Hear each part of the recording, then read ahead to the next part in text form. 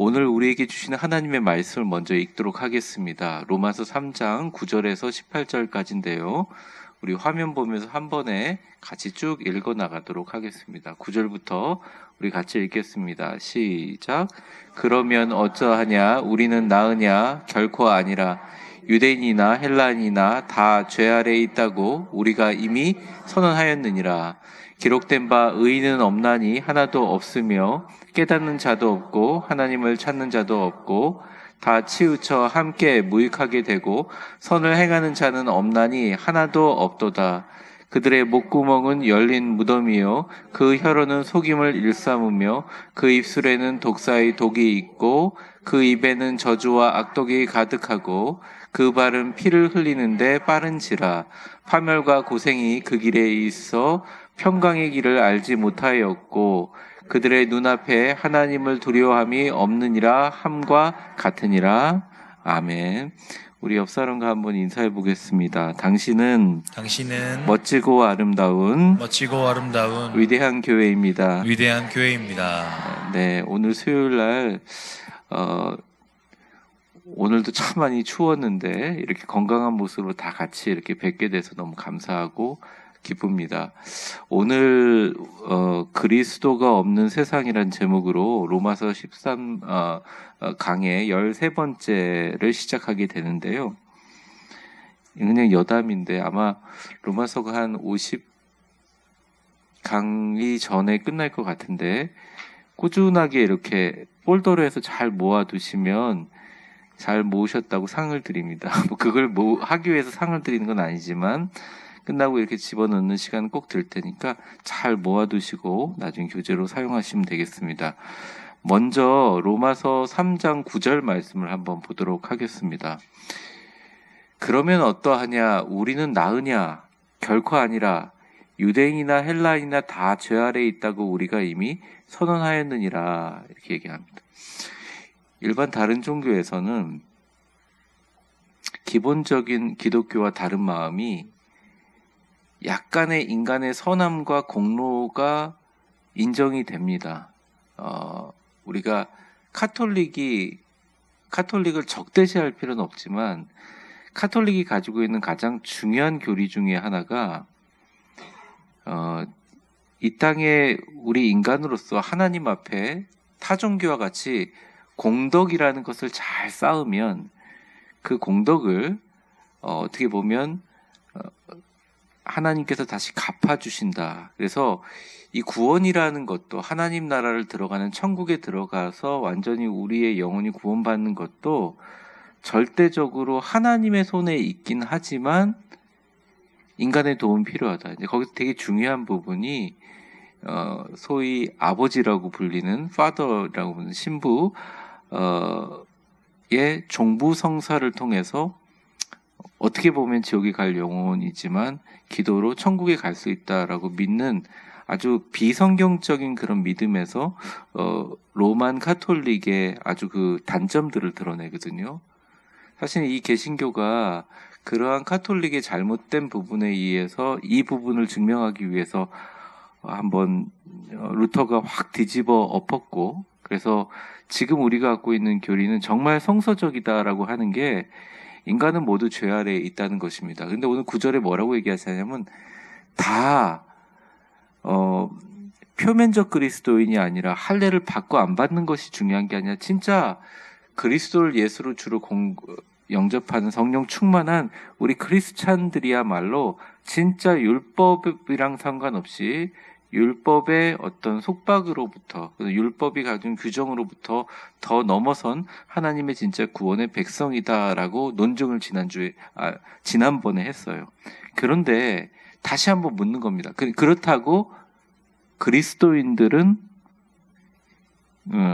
그리고 그 그리스도인들이 우리가 규정하는 헬라파 그리스도인, 유대파 그리스도인, 그다음 불신자보다 우리는 그래도 좀 나은 거가 있느냐? 아니라는 거예요. 왜냐하면 유대인이나 이방인이나 모두 죄 아래에 있다는 거죠. 그게 만약 죄의 속성 안에 있다는 것입니다. 여러분 그 교재 보시면 로마서 3장 23절에 이렇게 나와 있어요. 모든 사람이 죄를 범하였음에 하나님의 영광에 이르지 못하더니라고 하면서 모든 사람이 죄를 범하였다고 이렇게 규정합니다. 그래서 여러분 교회 다니실 때 이제 어떤 분들이 상처를 입으시기도 하고 교회 생활을 하면서 어떻게 교인들이 이럴 수 있느냐라고 이제 생각할 수 있잖아요. 그리고 제가 어쩔 수 없이 이제 노예를 하면서 안 믿는 사람들의 기관들하고도 같이 접촉을 해서 얘기를 해보니까 우리 안에서는 성도님들이 어떻게 이럴 수가 있냐 이러면 서로 그러잖아요. 그런데 밖에 사람들 보니까 이 악함과 이 기준들이 완전 어느 또 레벨이에요.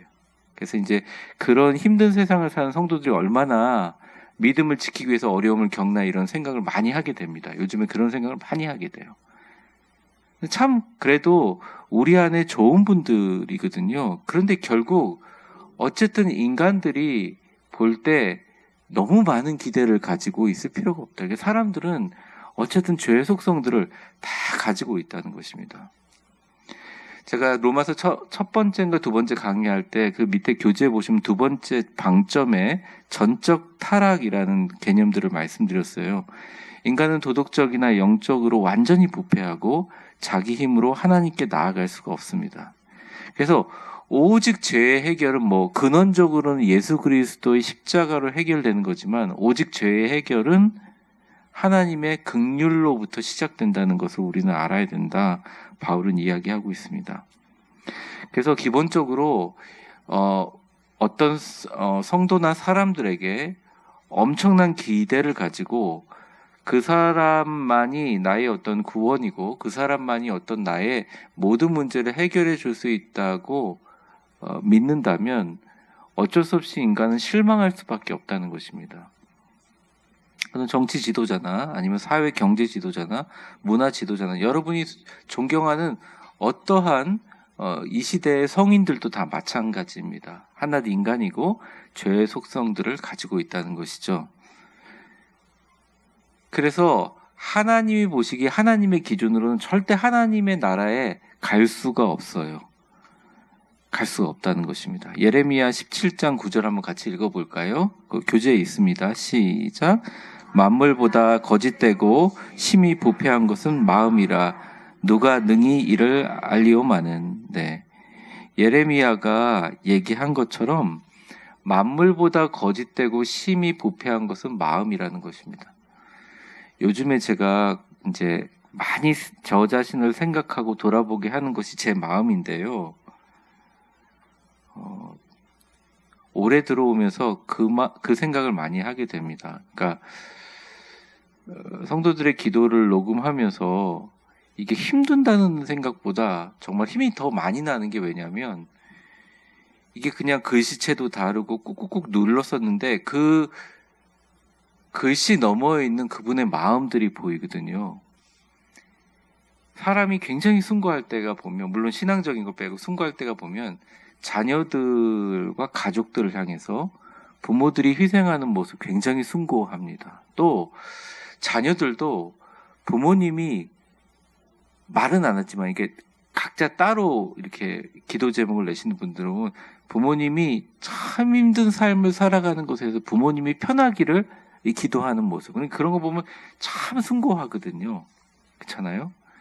그런데 성경적인 관점에서 보면 여기에 너무 속을 필요가 없다. 인간의 기본적으로 마음들이 정말 좋은 마음과 하나님의 형상을 닮은 아름답고 본질적인 마음이 있지만 그래도 이 세상 모든 만물, 우주 만물 다 통틀어서 가장 거짓되고 심히 부패한 것이 마음이라는 것입니다. 그러니까 처음에 시작한 거랑 달리 얼마든지 부패할 수 있고 얼마든지 그 의도랑 달리 변형될 수 있다는 거예요. 2002년인가요? 2002년 11월 달인가요? 9월 달인가 제가 정확하게 11월 달로 기억하는데 틀릴 수도 있으리라고 생각합니다. 그러니까 우크라이나를 처음에 소련이 침공할 때 그 전에 전쟁이 일어나지 않기 위해서 국제사회에 좀 중재가 있었고 또 사실은 이 우크라이나 국민들도 그다지 전쟁을 원하지 않았던 그 지역 도시도 있었는데 전쟁이 딱 시작되고 나기 시작하니까 이게 본래 막 취지가 우리나라의 아름답고 일상의 보장을 위해서 국가와 민족을 위해서 평화를 위해서 시작을 했는데 막상 이게 진행되면서 그런 경로에 따라 그런 정당성과 명분들이 확 바뀌어요. 이게 어쩔 수 없는 거예요. 와, 어떻게 저럴 수가 있느냐? 아니, 다 저럴 수가 있는 거예요. 그러니까 우리가 사람들에게 엄청난 기대를 하고 정치 지도자는 엄청나게 기대를 해도 그 기대에 얽매여서 그 관점으로 세상을 바라보면 굉장히 좁게 보는 것입니다. 그냥 사람들이 갖고 있는 기본적인 속성들은 심히 부패하고 거짓된데 오직 하나님의 긍휼로 우리가 의로움을 덧입는다는 생각을 하게 되면 조금 마음이 편해진다는 거예요. 분명히 옳고 그름은 밝혀지고 되어지겠지만 그 생각들과 가운데 정말 우리나라가 완전히 이렇게 거기 집중하고 있거든요. 근데 제가 오늘 좀 말씀드리고 싶은 것은 만물보다 거짓되고 심히 부패된 것은 인간의 마음이라는 것입니다. 그러니까 사람들을 그렇게 다 나쁘게 보라는 게 아니라 기본적으로 그런 마음을 베이스로 깔고 시작하면 사람들을 막 죽일 것이 같이 미워하거나 진짜 세상이 끝난 것처럼 그 사람에 대해서 실망하지 않는다는 거예요. 사람이 가지고 있는 인간의 본성이 이렇다 이제 바울은 이야기하고 있거든요. 그래서 밑에 적용을 보시면 한번 같이 읽어보겠습니다. 그 세 번째 동그라미 점의 적용인데 인간의 죄성부터 같이 읽겠습니다. 시작. 인간의 죄성을 인정하지 않으면 복음이 필요 없다고 생각하게 됩니다. 그러므로 우리는 본질적으로 죄인이며 오직 은혜로만 구원받을 수 있음을 받아들이는 것이 기독교 믿음의 핵심. 그래서 여러분 교회를 왜 다닙니까? 라고 물어보면 사실은 갑자기 물어보면 할 말이 참 없을 때가 많잖아요. 부모님 다니라 그래서 나는 원래 신앙의 가정에 태어나서 이렇게 얘기하시는 분들도 있는데 대부분 인간의 깊은 실망을 통해서 기독교를 통해서 이런 인간들을 구원하시기 위해서 하나님의 거대한 계획이 있겠구나라고 깨닫게 되는 모든 진리가 기독교 진리의 핵심이라는 것이에요. 또 교회의 어떤 힘들고 어려운 일을 보거나 여러분 사회생활을 겪으면서 인간의 좀 어두운 면을 볼 때 너무 실망하거나 너무 슬퍼하지 마시고 어떤 생각을 하냐면 이러기에 하나님의 은혜가 더 필요하고 이러하기에 우리도 서 있다고 자만하지 말고 넘어질까 조심하고 하나님 앞에 더 기도하고 하나님의 긍휼을 더 구하는 것입니다. 그러니까 기본적으로 우리가 복음을 전하는 이유, 지금 뭐 잘 살고 있는데 예전에는 한국이 막 그 초기에 복음을 전할 때 어렵고 힘든 사람들이 예수 믿으면 잘 산다고 복음을 전해서 막 그게 힘이 됐었잖아요.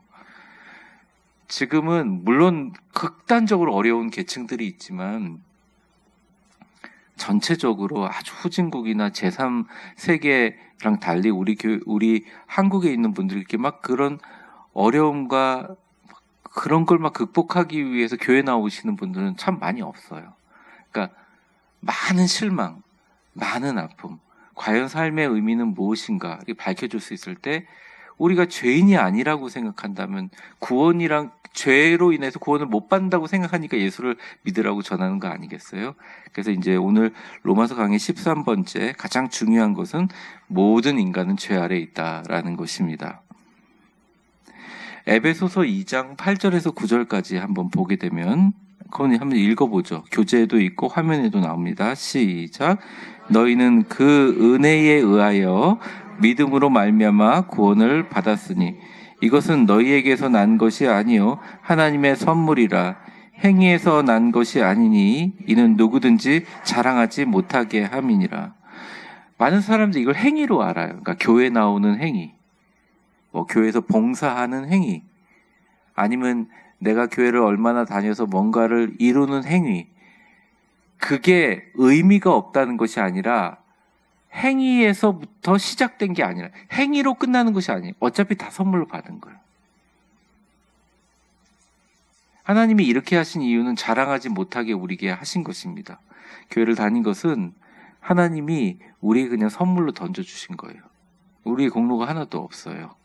그래서 이 공로가 없음을 믿고 받아들이는 은혜의 구원의 생각이 바로 기독교 개신교의 교리의 아주 중요한 핵심입니다. 전적으로 타락되어서 우리 힘으로는 절대 구원에 이룰 수가 없다라는 거예요. 자, B번을 한번 보겠습니다. 그러면 로마서 3장 10절서부터 12절까지의 인간의 영적 상태는 어떤가? 자, 10절서부터 12절까지 짧으니까 같이 읽어보겠습니다. 시작. 기록된 바 의인은 없나니 하나도 없으며 깨닫는 자도 없고 하나님을 찾는 자도 없고 다 치우쳐 함께 무익하게 되고 선을 행하는 자는 없나니 하나도 없도다. 이렇게 얘기합니다. 인간은 불신하지만 하나님은 신실하다는 내용이 로마서 3장 3절에서 4절까지 나와 있는데 한번 이것을 제가 읽어보겠습니다. 어떤 자들이 믿지 아니하였으면 어쩌리요? 그 믿지 아니함이 하나님의 미쁘심을 패하겠느냐? 미쁘심은 신실하십니다. 그럴 수 없느니라. 사람은 다 거짓되되 오직 하나님은 참되시다 할지어다. 기록된 바 주께서 말씀의 의롭다함을 얻으려고 판단받으실 때에 이기려 하심과 함과 같으니라. 아무리 인간이 그래도 하나님의 신실하심은 변함이 없다는 구절입니다. 바울이 이제 10절서부터 인간의 완전 타락한 영적 상태를 설명하면서 제일 처음에 기록된 바라고 시작합니다. 10절 잠깐 보여주실래요? 기록된 바라고 바울이 여러분 이제 생각해 보세요. 바울의 모든 신약에 기록된 바라는 이야기가 나오면 무조건 바울이 구약을 인용한다고 생각하시면 돼요. 이 기록된 바에 인용된 구절의 대표적인 구절은 오늘 교재에 두 가지가 나와 있습니다. 시편 14편 1절에서 3절과 전도서 7장 20절 말씀인데 위에 건 좀 요약이지만 교재 버전으로 같이 한번 읽어보죠. 화면에도 나와 있습니다. 같이 읽겠습니다. 시작. 그들은 부패하고 행실이 가증하니 선을 행하는 자가 없도다. 여호와께서 하나님을 찾는 자가 있는가 보려 하신즉 다 치우쳐 함께 더러운 자가 되고 선을 행하는 자가 없으니 하나도 없도다. 그 다음에 전도서 읽겠습니다.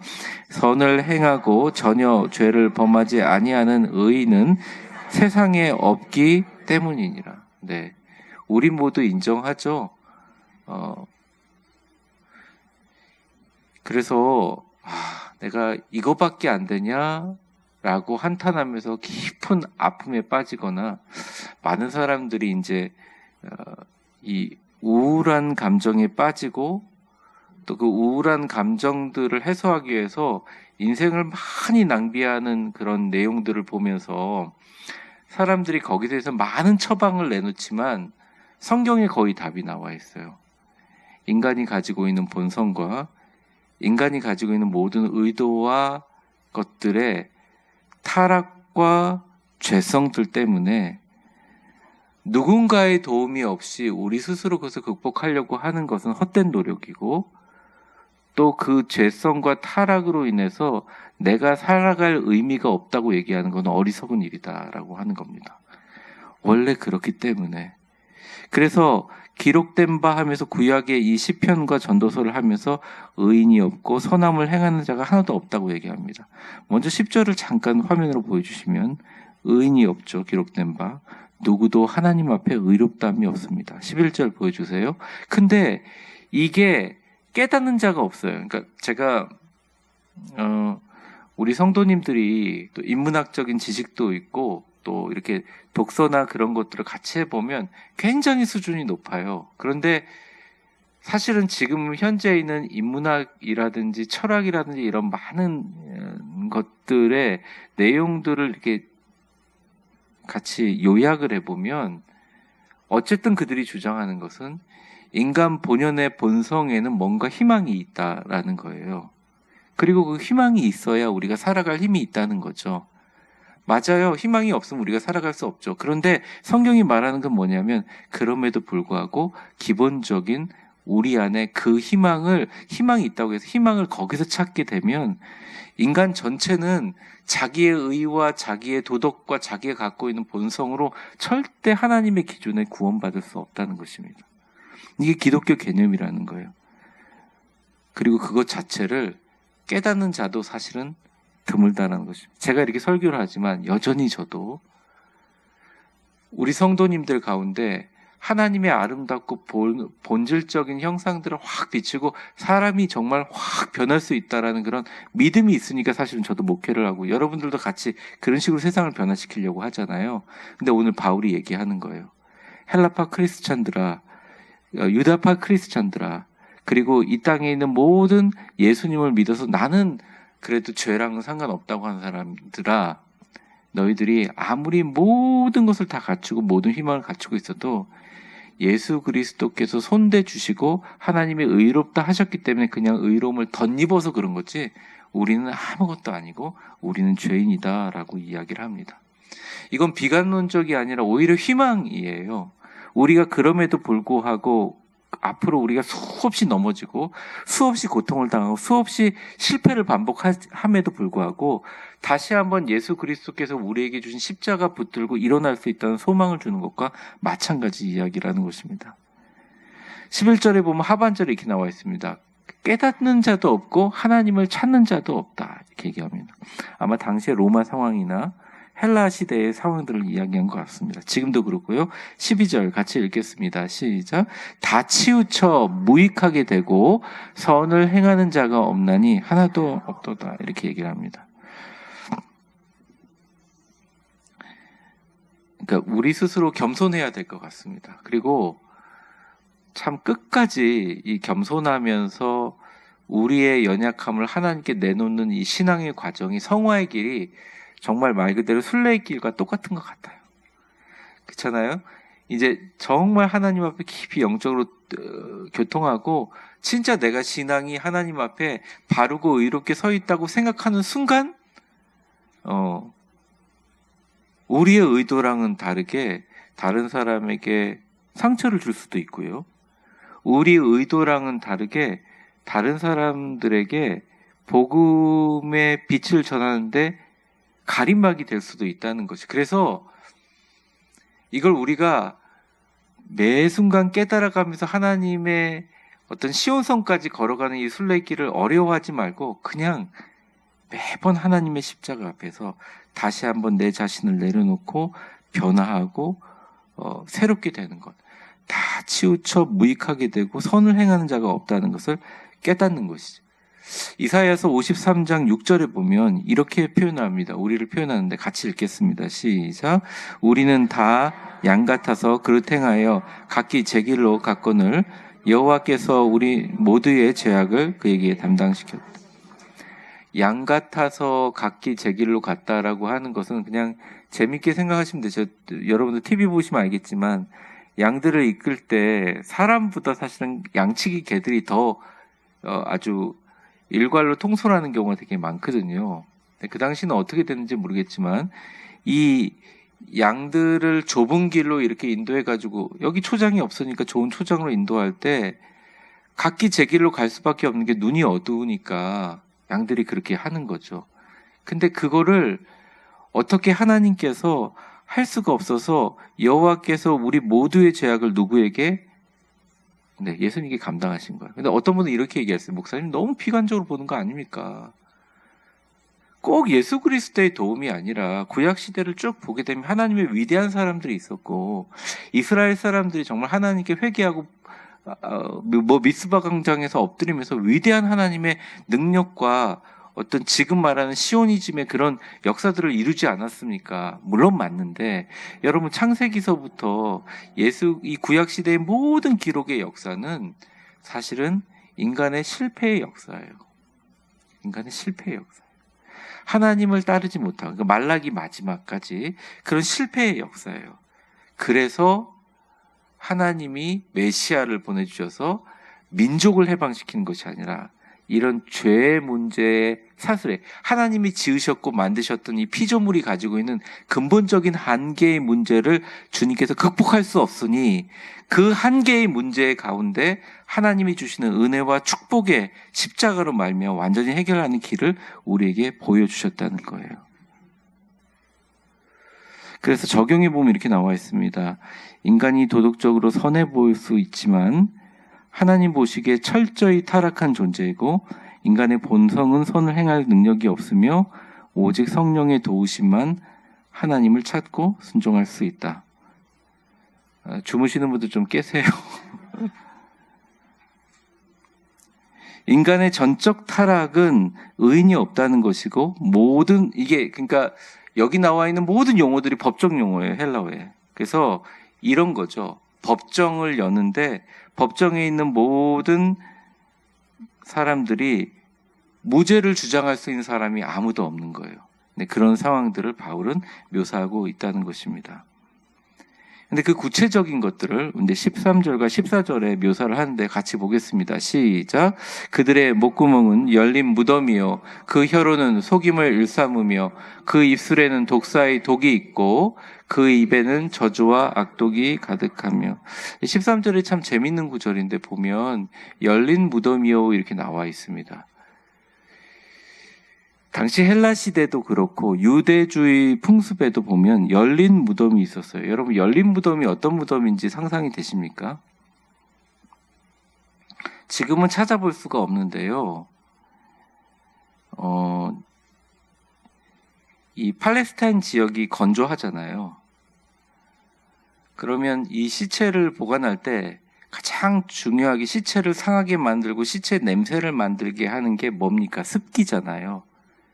그러면 상식적으로 시체를 이렇게 컴컴한 동굴 가운데 딱 구멍을 막아놓고 시체를 두면 그 안에서 썩지 않겠습니까?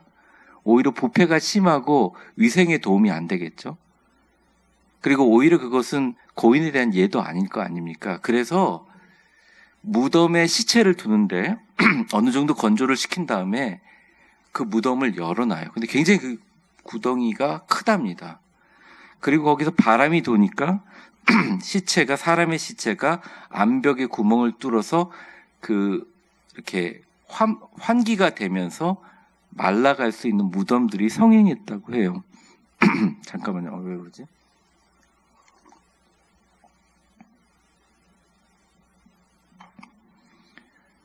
그러니까 그 무덤이 열린 무덤을 하는 이유는 악취 때문이었거든요. 근데 바울이 그런 얘기를 합니다. 이게 모든 사람에 해당되는 건 아니지만 이런 당시의 문제들과 여러 가지 어려움들 그리고 고통 가운데 있는 모든 악의 근원들 가운데 어디서 나오느냐?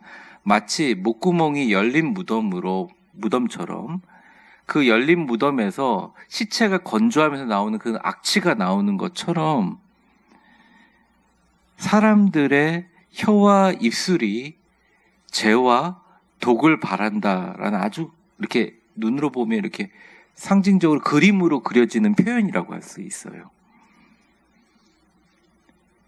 왜냐하면 어떤 사람들은 험담에서 구덩이에 빠뜨리는 행위가, 죽이는 행위가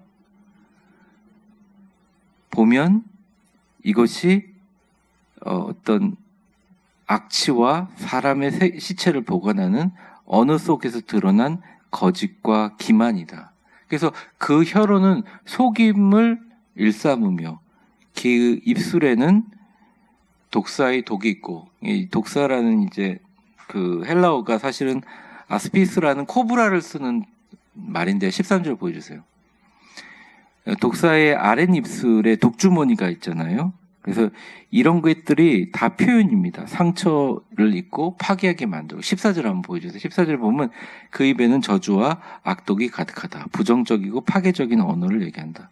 물론 오늘 내용들은 그렇게 은혜가 되는 내용이라고 할 수 없지만 제가 이걸 보면서 참 이게 우리가 비판하고 남을 헐뜯고 또 쉽게 거짓말하고 말로써 어떤 사람들을 움직이려고 하고 이런 것들이 모두 다 이 세상에 좋은 영향을 주지는 않는다. 제가 지금 완곡하게 표현하면 그렇습니다.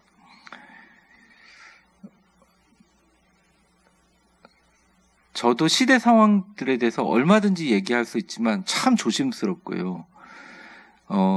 특별히 요즘에 미국을 보면서 말씀드리기가 참 조심스럽습니다. 이게 참 많이 다 관계되어 있는 내용이거든요.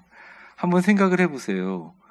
멕시코와 캐나다에다가 관세를 때리면 우리나라 제2의 기업인 현대자동차가 가장 많이 있고 가장 많은 수출에 그걸 차지하는 멕시코에 똑같이 25% 관세가 들어갈 거 아닙니까? 그럼 그 부담이 우리 국내에 있는 차를 구입하거나 차를 유지하는 사람에게 안 올까요?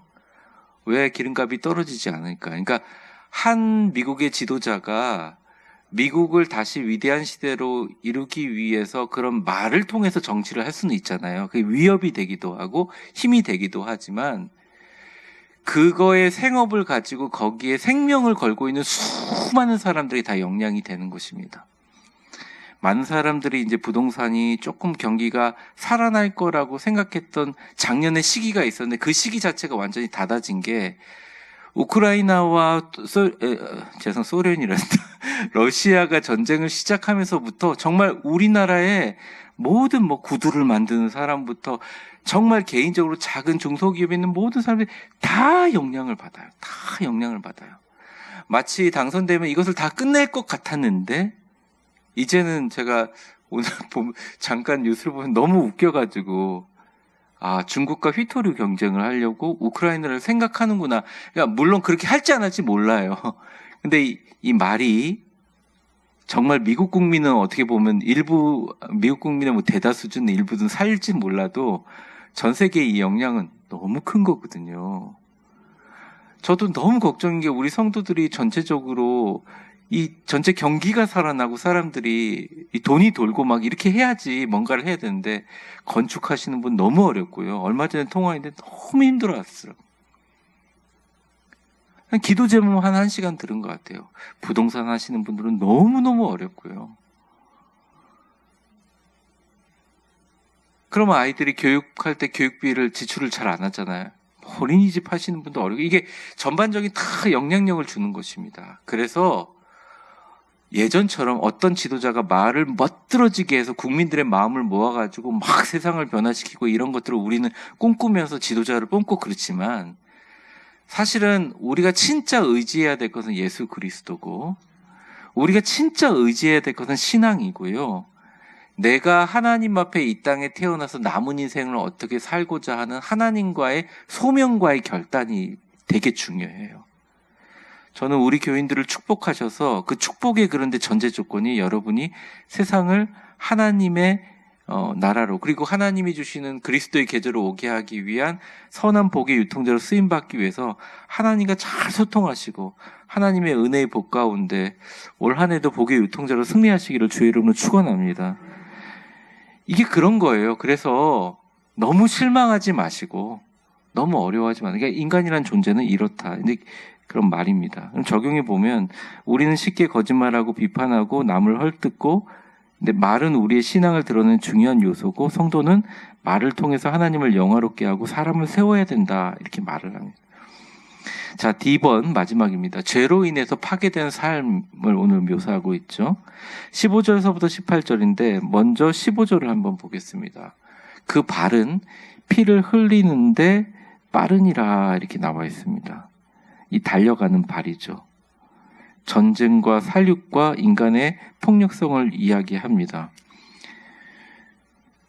언론이 많이 막았긴 했지만 제가 그때 CNN으로 보도된 거 보면서 너무 끔찍했었어요. 그 우크라이나 전쟁 때 유엔에서 보고 자료에 보면 우크라이나의 부차라는 도시가 있습니다.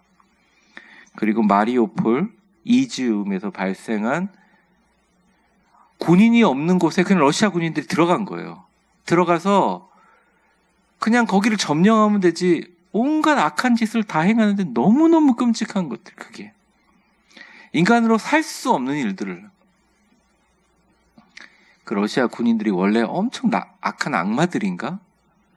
다 애들이에요. 우리가 볼 땐 진짜 애들이에요.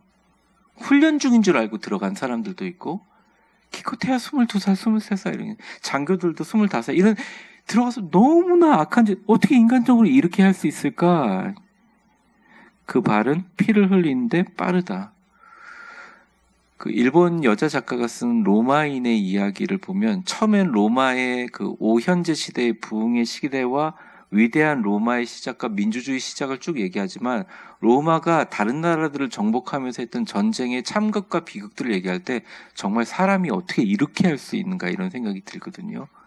그래서 그런 사람들이 구원의 대상이 아니라고요? 맞습니다. 우리가 겉으로 사람들 보는데 부처님 같은 사람도 있고 그냥 보면 공자 같은 사람도 있고 맹자 같은 사람도 있고 노자 같은 사람도 있고 이야 저런 사람들은 교인보다 낫다라고 하지만 어쨌든 우리가 다 하나님 앞에 죄인이기 때문에 저들은 절대 천국에 들어갈 수 없다. 자기 힘으로는. 그러니까 근본적으로 인간의 자기 힘으로는 갈 수 없다. 우리가 치앙라이 가서 선교하는 이유도 그거고 우리가 교회 와서 위대한 교회 오세요라고 전도지 나누는 것도 그거고요. 모든 목적은 거기에 있다는 걸 여기서 얘기를 하고 있다는 거예요. 16절에 보면 이런 얘기를 합니다. 파멸과 고생이 그 길에 있다. 누가 이걸 만들었냐? 인간이 스스로 만들었다는 것입니다.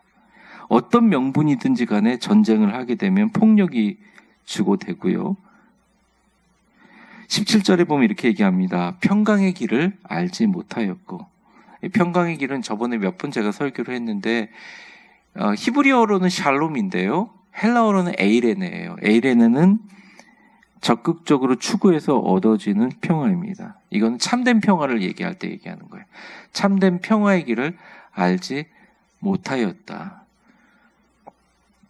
그래도 여러분 진짜 우리나라에서 절대 전쟁은 일어나면 안 됩니다. 저는 그런 생각 꼭 하고 있어요.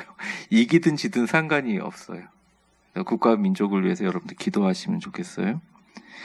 거짓말하고 비판하고 남을 휩든 말도 문제지만 우리가 실제로 삶으로 인하여 걸어다니면서 했던 인간의 모든 발걸음 위에는 피와 살해와 살육과 폭력성들이 있다. 근데 이게 원인이 뭐냐?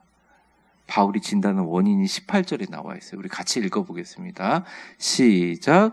그들의 눈앞에 하나님을 두려움이 없느니라 함과 같으니라. 이게 원인이라는 거예요. 하나님을 경외하지 않고 하나님을 두려워하지 않기 때문에 하나님을 두려워하지 않아서 죄가 삶을 지배하게 된다. 이렇게 얘기합니다. 교재에 쓰여져 있고요. 하나님을 두려워하면 인간을 두려워하지 않을 수 있지만 근본적으로 하나님을 두려워하는 마음이 없기 때문에 이렇게 된다는 거예요. 그래서 이 시대가 점점 인간은 죄인이다. 하나님을 두려워해야지 인간 삶에 길이 있다 얘기하는 기독교의 진리와 어떻게 보면 기독교가 이야기하는 선포되는 말씀이 힘을 점점 잃어가는 시대에 살아가고 있어요. 반대죠. 인간은 할 수 있다. 인간은 선하다. 선한 면이 있다. 하나님이 없이도 우리는 할 수 있다. 하나님을 두려워하는 것이 아니라 우리 스스로에 갖고 있는 우리 안에 있는 신성을 되살려야 된다. 이게 이제 기독교와 일반 세상 사람들이 가지고 있는 생각이 다른 점이라는 것이죠. 결론을 맺겠습니다.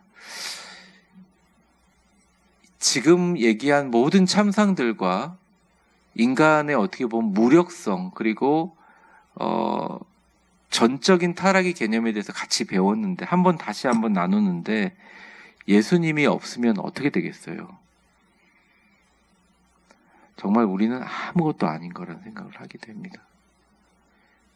이 시대를 움직여가는 것이 AI나 기업가들이나 국가 지도자들이라고 생각하지만 저는 한치의 의심도 없이 예수님을 믿고 예수님이 주시는 마음에 성령님의 인도하심의 양심에 따라 빛을 비추며 살아가는 소수의 사람들이 이 시대를 이끌어간다고 생각합니다. 우리가 10년 전, 20년 전, 100년 전에 비교해서 정말 엄청나게 세상이 빨리 변하고 있잖아요. AI가 들어서면서 이제 속도전이 되면서 그 속도가 너무 더 빨라지고 있어요. 세상이 되게 빨라지고 있는데요. 그리스도가 없는 세상을 지금 꿈꾸면서 세상의 모든 문명들이 바뀌어지지만 우리 위대한 교회와 우리 모든 성도들은 오늘 드린 말씀을 통해서 예수 그리스도가 이 세상에, 이러한 세상에 더 필요하다는 것을 마음에 품고 예수님을 전하는 귀하고 복된 승리의 삶을 사시기를 바랍니다. 우리 결론을 한번 같이 읽어볼까요? 시작. 그리스도가 없는 세상의 모습은 첫째, 모든 인간은 죄 아래에 있습니다. 구원이 필요합니다. 둘째, 의인은 하나도 없습니다. 그래서 스스로 하나님을 찾을 수 없습니다. 셋째, 죄는 말과 행동 속에서 드러납니다. 죄는 인간을 파괴합니다. 넷째, 하나님을 두려워하지 않습니다. 이것이 죄의 원인입니다. 죄 아래에 있으며 하나도 의인이 없고 말과 행동 속에 죄를 드러내고 파괴되며 하나님을 두려워하지 않는 것은 그리스도가 없는 세상을 얘기합니다. 그 반대로 우리는 그리스도가 있는 세상을 지향해야 되고, 그리스도가 없는 세상이 아니라 우리 주 예수 그리스도의 모든 빛이 세상에 비치도록 우리는 살아야 된다 말씀을 드렸습니다. 사랑하는 성도 여러분, 어제나 오늘이나 동일하신 예수님과 함께 오늘도 여러분들 예수님을 품고 예수님과 대화하는 시간도 좀 많이 가지시고요. 기도하면서 예수님을 만날 수 있는 깊이 있는 묵상의 시간을 좀 많이 가지시고, 이게 진짜 신앙을 조금 멀리하고 말씀과 기도에 좀 게을리하다 보면 마음의 아픔과 슬픔인데 이걸 자꾸 인간적인 방법으로 해결하려고 하거든요.